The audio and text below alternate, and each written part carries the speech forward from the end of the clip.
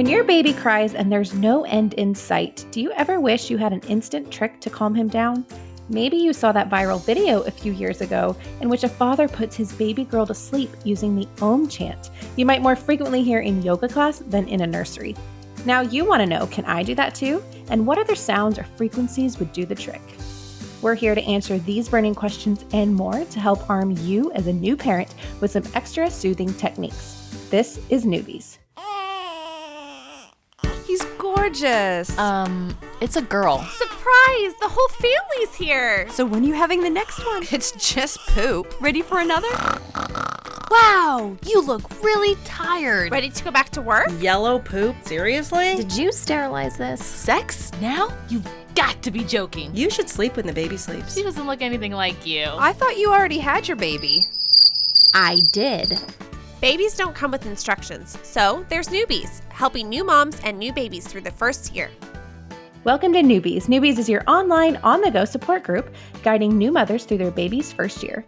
I'm Natalie Gross, mom to a 3-year-old boy and a girl on the way. We've got a great show today talking about frequencies. Now, if you haven't already, be sure to visit our website at newmommymedia.com and subscribe to our weekly newsletter, which keeps you updated on all the episodes that we release each week. Another great way to stay updated is to hit that subscribe button in your podcast app. And if you're looking for a way to get even more involved with our show, then check out our membership club. It's called Mighty Moms. That's where we chat more about the topics discussed here on our show. And it's also an easy way to learn about our recordings so you can join us live. Now let's meet today's panel of guests. Our expert, who goes by Dr. Val, our other expert, Marsha Walters, and moms Cheryl Sabo and producer Sunny Galt from our very own New Mommy Media team. So welcome, everyone. As we get started, I would love for you all to introduce yourselves to our listeners, share a little bit about your experience as either a frequency expert or a mom that brings you to this conversation today. So Dr. Val, do you want to kick us off? Sure. I am a retired naturopathic physician who was an emergency and ICU RN before that for many years. And I have been playing around with frequencies, both with people and with plants for quite some time. And even went into a lot of scalar stuff. And let me explain that first. Scalar waves are natural. They're basically from our thoughts. And people have, talk about them being used as weapons and all that kind of stuff too. Well, your thoughts can be weapons. It's all frequency. But the way to look at scalar is like a string of Christmas lights, chaser lights, and one goes on after the other.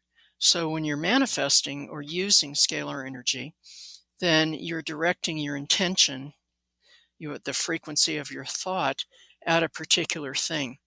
And it's kind of like your favorite golden retriever. It goes bing, bing, bing, bing, bing, down the line, finds what you want, and comes back bing, bing, bing, bing, bing. And so the scalar is termed a standing wave of consciousness. And it's just frequency. So if that kind of freaked you out, don't worry about it. Okay, it's just frequency. Everything is frequency. We are frequency. The world is frequency. Everything in the world is frequency. Thank you so much for that introduction. Marsha, what brings you to this conversation?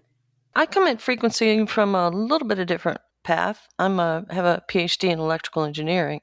So we look at frequency very scientifically. Frequency is just a more scientific way of talking about vibration, and that frequency is typically measured in hertz, which is cycles per second.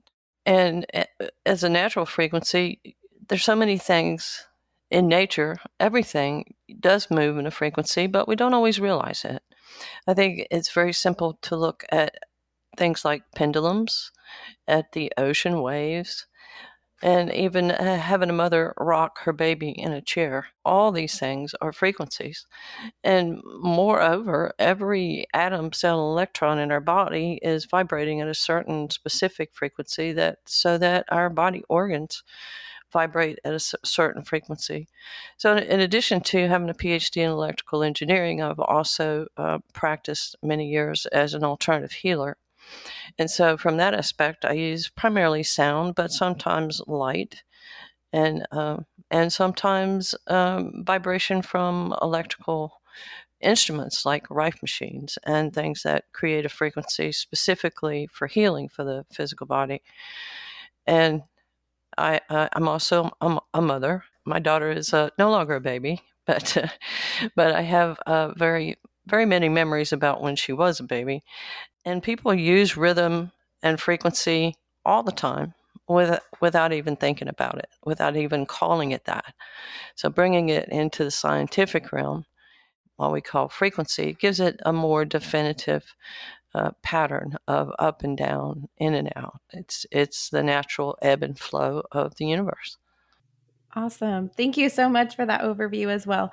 Cheryl and Sunny, tell us kind of how you got interested in this topic. Cheryl?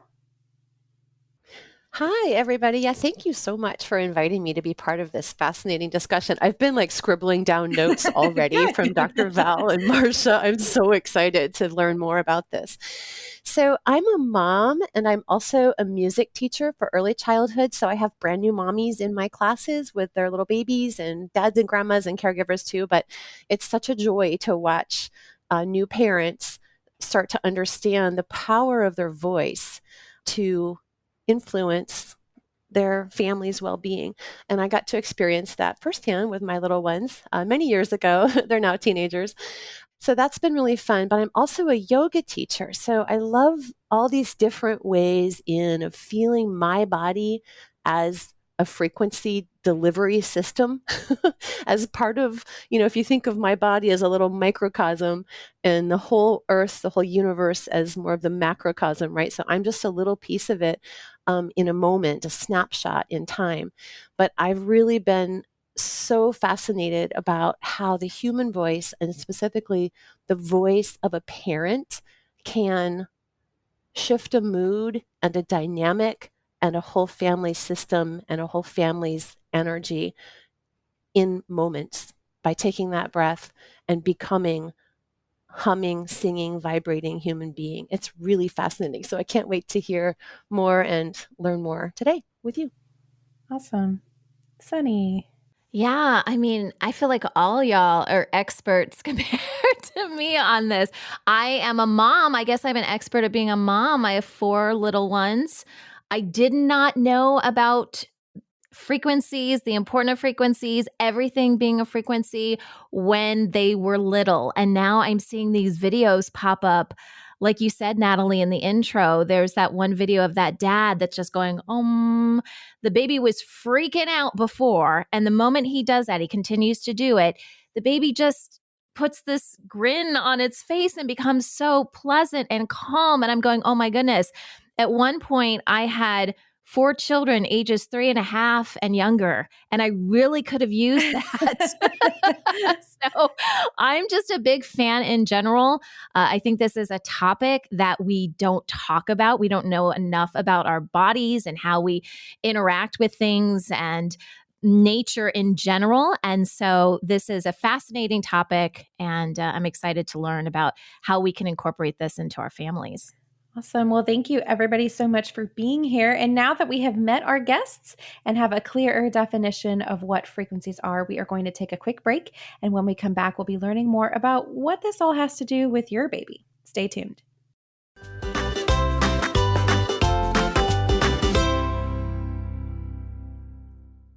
Today on Newbies, we're talking about frequencies and how they help calm babies.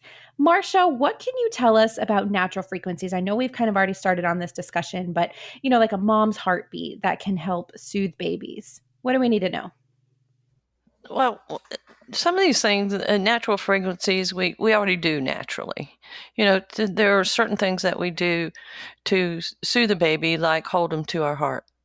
And I know when my daughter used to get upset and there was not much I knew to do with her, I'd put her in the car and put her in her car seat and go for a long drive, and that would always work.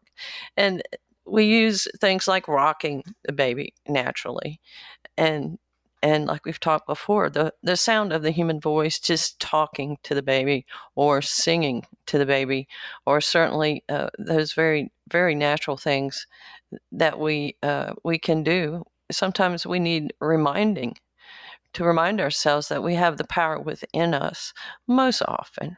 Sometimes, of course, we have to go to some experts, but generally speaking, the power is within us to calm and soothe our child just by holding them to our heart, or put them in a rocking chair, or if all else fails, put them in the car and go for a ride. I think when people first hear about frequencies, they automatically think of music. So, what exactly does music have to do with frequencies? And are there good and bad frequencies in music, specifically when we're talking about this concept of, soothing or calming your baby?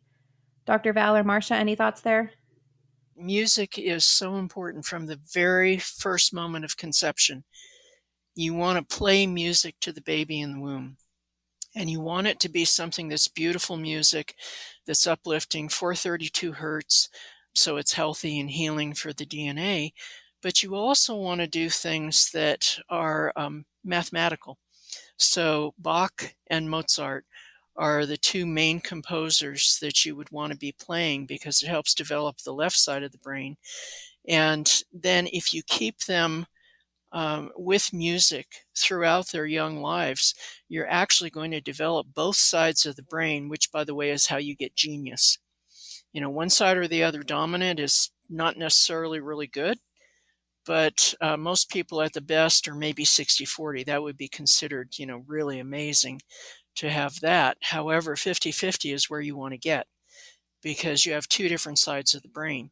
And the right side is more oriented to music and the arts, and the left side is analytical and math, but you need both. And for instance, foreign language and stuff, it resides in the right side of the brain, not the left.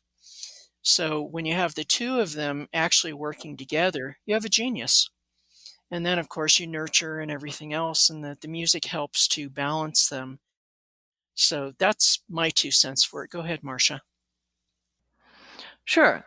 Thanks, Dr. Val. I'd like to add a little bit to that. Sometimes we think, when we think of music, we think of a certain frequency.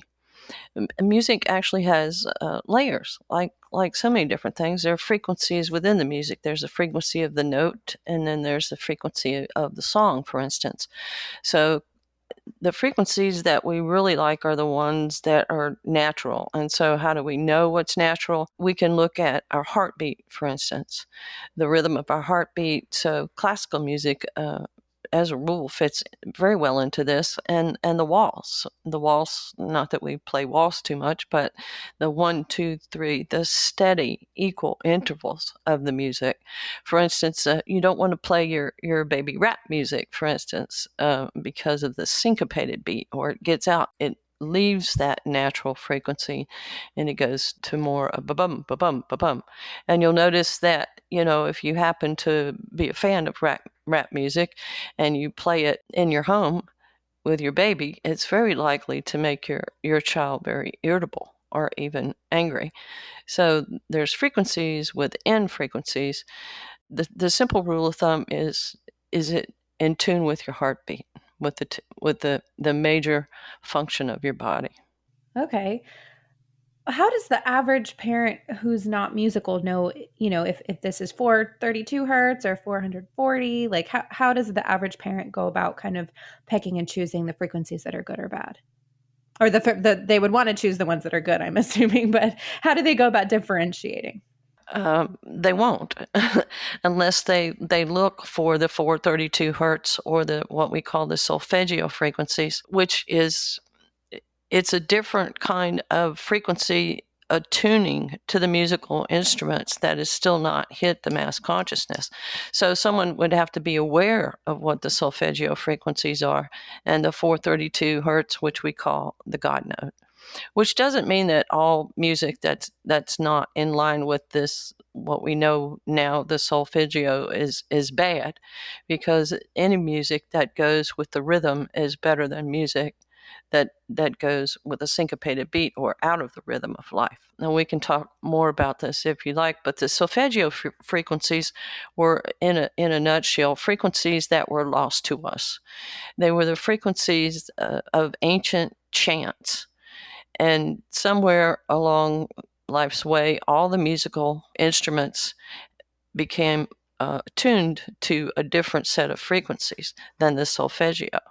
So unless someone is very aware of these frequencies, and the solfeggios are basically, the frequencies have been rediscovered. For instance, middle C is or C in general, is 528 hertz. That specifically is a frequency that we call the miracle frequency, that science has actually done testing that it actually heals the DNA in the DNA blueprint. So unless people become aware of these solfeggio frequencies and look for them, they will probably not find them.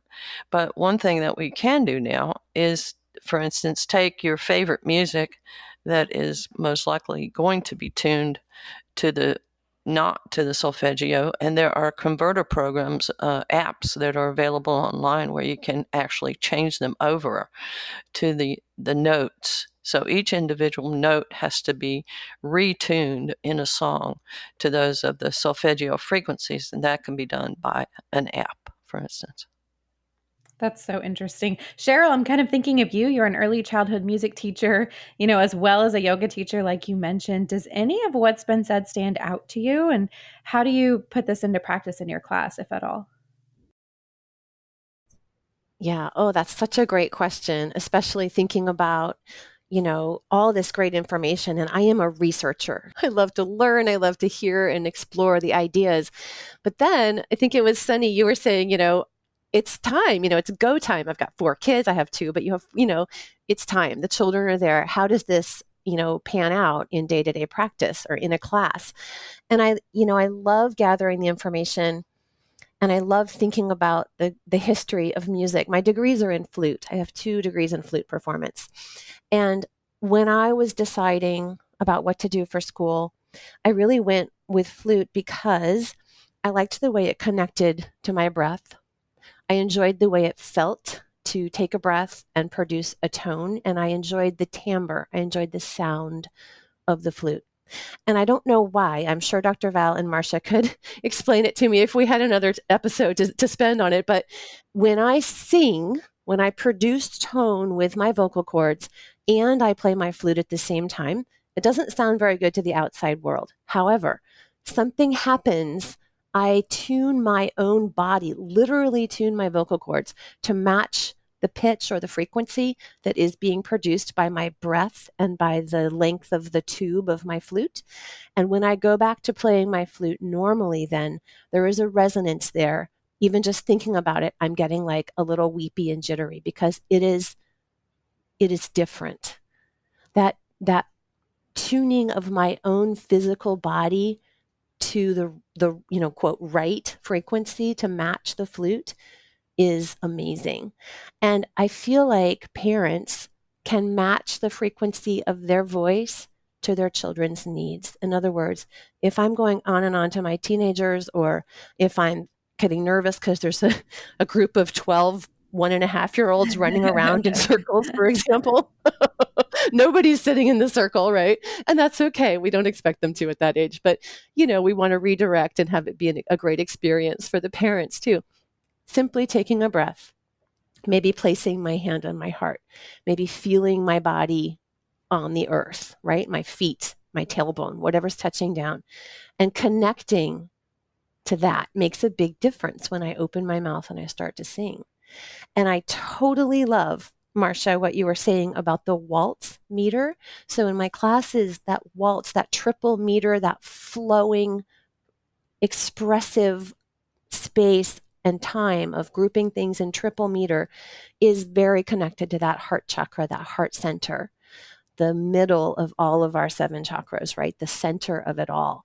And hearing that heartbeat, feeling that heart space, moving our bodies in triple meter is a really important part of classes and connecting. So I'm sorry, I can't even remember what your question was, but obviously you're sparking so many great ideas.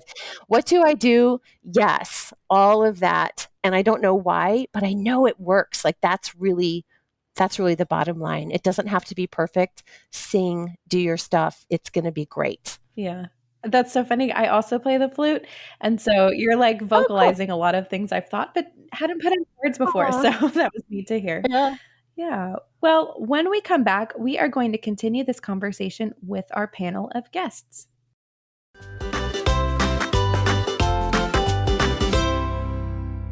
We are continuing our discussion on frequencies with experts Dr. Val and Marcia and our moms, Cheryl and Sunny. So, Sunny, I know it's been a while since you've had little babies, but as we've been talking, is there anything that sticks out to you as a way that you might have used frequencies in those early years without even knowing it? Yeah. Oh, and by the way, I was a flute player too. So there's something in the water. There's something that drew us all to the flute. I don't know what it is. Frequencies. I'm sure Marcia and Dr. Val know. I don't know, though. I don't know. I wanted to play the flute too, but I couldn't because of the shape of my mouth. I couldn't do the flute, so I had to play clarinet and oboe. But I was attracted to the flute as well. Dr. Val, I'm coming out. I'll show you how to play. It's not that hard. Okay. I also play piccolo, which is not a frequency that my child enjoys or my dog. So. Exactly. All right, I got to pitch in here and say I play the flute as well, flute and piccolo. I played in the That's United amazing. States Marine Corps Band. Oh, amazing. What are the odds? That's hysterical. Okay, so Yeah, I think the breath association is really important because, we unconsciously breathe most of the time. But then when you get into a meditative practice, the whole thing's about the breath. That's how you learn to meditate. You just listen to your own breath and you start to understand the importance of breath, and you can heal yourself from all kinds of stuff, respiratory stuff like the flu in an hour by using your breath. So I think that the breathy essence of the flute just appeals to us naturally. Any kind of flute, not just the normal metal instruments you see in the band, but also like the Native American flute. There's just something about it, it's just so haunting and so connecting, I guess is what I would say about it. I love that. Thank you. sorry, I took us on a sidebar, didn't I? That was No, you're good. Do you have any thoughts? Yeah. So, as far as what I did naturally with my children, the first thing that comes to mind is the skin to skin, because that brings the baby close to your chest, right? And it kind of ties into the whole, hearing the heartbeat. I would talk to my babies in utero. So before they were even born, especially my girls, I have a set of twins. I would talk to them all the time. I had a feeling that I was pregnant with twins before I even knew. I just knew something was going on down there. So I started talking to them right away. Yeah, it's that communication. And so much of it is just that nonverbal. And then like in my family, we're big cuddlers. Like we all cuddle together. My kids and I, we just, we'll lay on the couch and just hold each other. So all of that has, kind of continued. I was talking before we actually hit the record button. Now, I didn't do this so much with my children. I really wish I would have. I think I was just, oh my gosh, because I had so many kids in such a short period of time, I think I was just trying not to pull my hair out. But now that my kids are a little bit older, I sing, and I sing to my dog. I sing to plants. I sing to, I was saying earlier, I prefer singing to inanimate, not that animals are inanimate, but like objects and things like, plants and whatever, as opposed to singing to people. And so I've started to do that a little bit more with my kids, but now they're like, Mom, stop it, So those are some of the things that naturally, kind of came to me, as my kids were growing up. Yeah, that's awesome. Well, we've kind of already mentioned, Dr. Val and Marcia, that frequencies also have healing as well as calming and soothing benefits. So, can you talk more about that for our parent listeners? Sure. Sometimes when your baby's screaming, it's very difficult to keep yourself centered. And the frequencies can actually heal the body.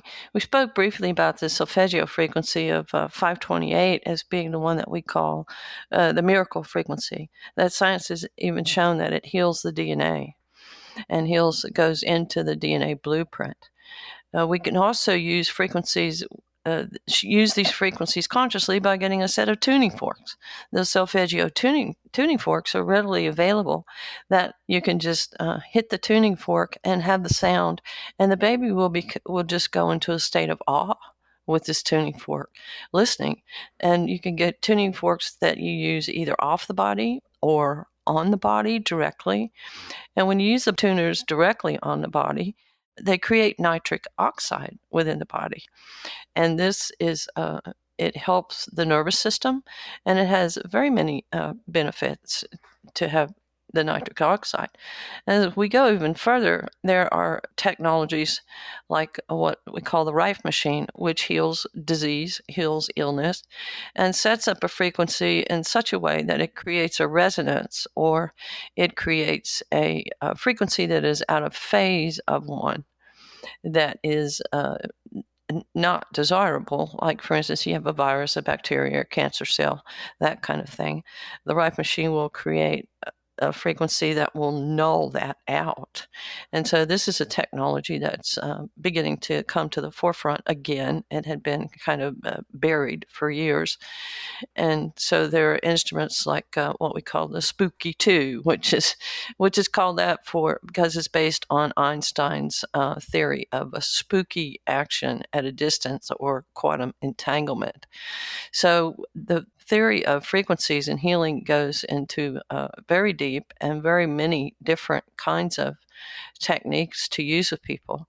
But like you say, if you can be centered and use the voice and toning, that's hard to beat. I'd like to add too that with the toning, a lot of people don't know what that means. And yeah, we have different instruments to do that. And I've used the tuning forks and the solfeggio frequencies and the rife and all that kind of stuff too, because it's just a kick in the pants, you know. It's great to be able to use that stuff. But a lot of people, you know, they hear, oh, you should ohm, and they have no idea how to do that.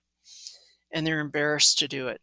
So what I can say is, if you want to try toning with your own voice, go sit in the closet or in the shower. It's going to get louder in the shower though, and just start kind of doing the ohm.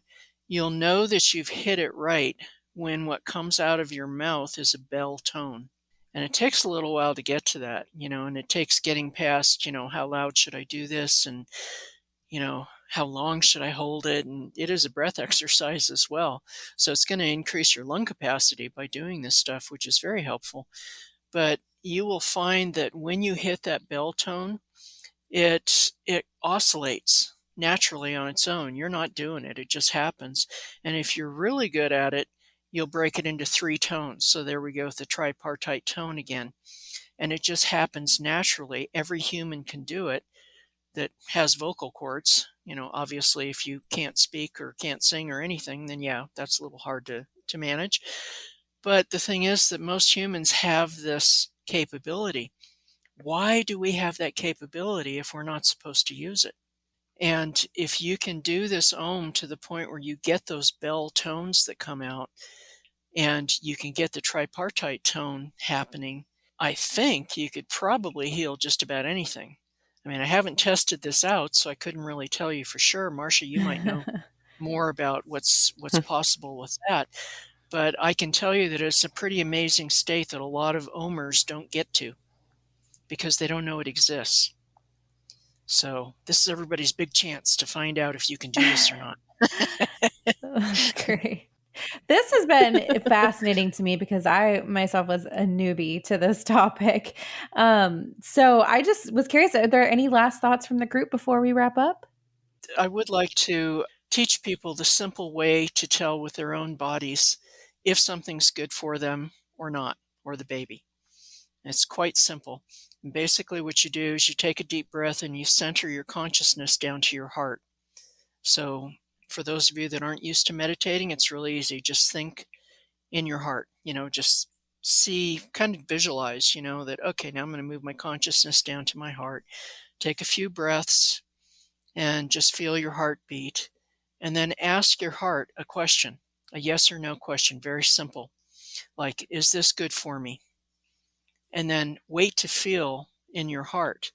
And if the tone that you're listening to or the music that you're listening to is good for you, you'll feel like a lightening, like an uplifting, maybe even a flip of joy if it's really good. And then you know that, yes, that's a yes answer. You can use this for all sorts of other things too, by the way. And if you get a no answer, things are going to feel tight and you're going to feel like a little anxious and kind of, ugh. Okay, that's a no. So practice that because you take your heart with you every place you go.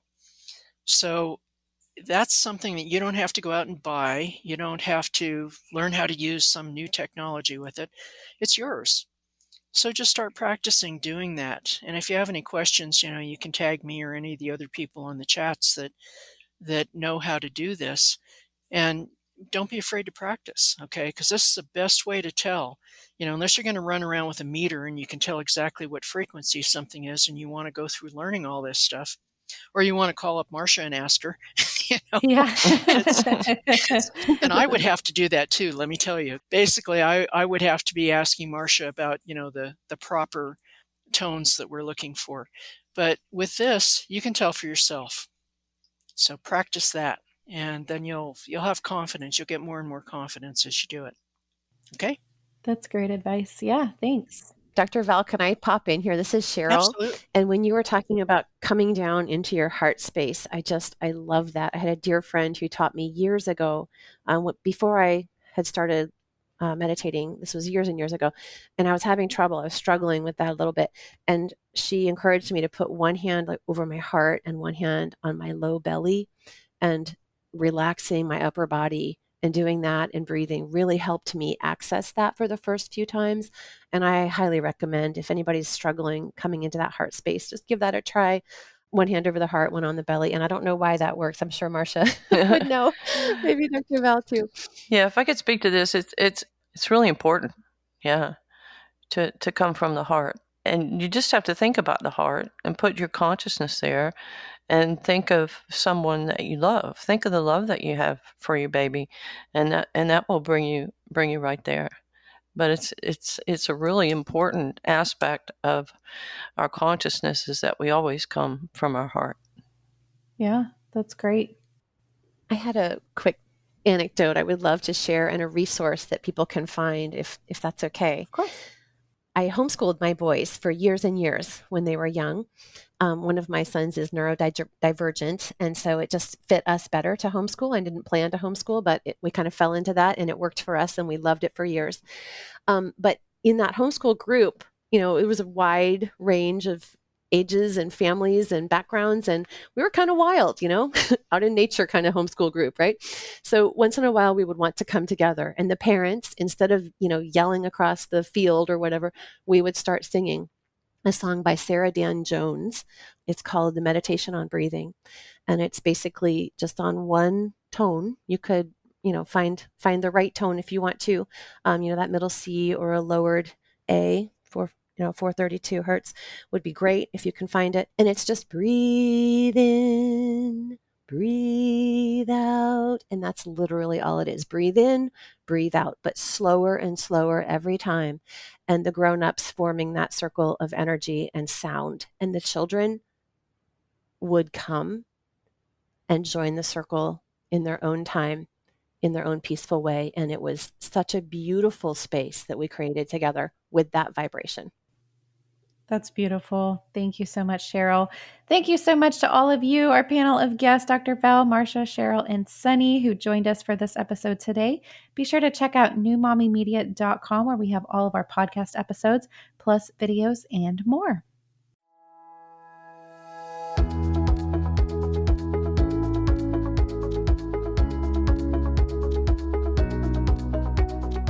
That wraps up our show for today. We appreciate you listening to Newbies. Don't forget to check out our sister shows, Preggy Pals for expecting parents, Parent Savers for moms and dads with toddlers, the Boob Group for moms who give breast milk to their babies, and Twin Talks for parents of multiples. Thanks for listening to Newbies, your go-to source for new moms and new babies.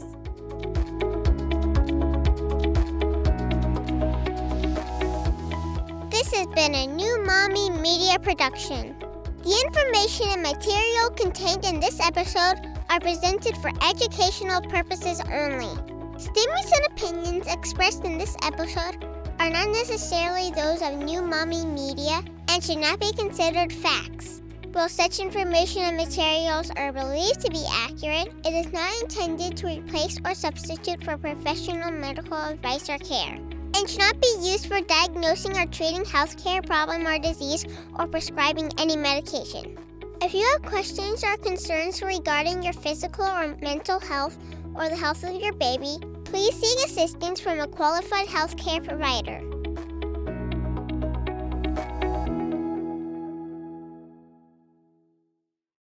Hey, mamas. Don't forget to check out Mighty Moms. It's our online community built for new moms just like you. Not only can you connect with other moms, but you can also join us backstage for special mom-only online events. And you'll also be notified when we're recording so you can join us as a special guest. Visit our website, newmommymedia.com, and click on the Mighty Moms banner. It's free. That's newmommymedia.com. See you there.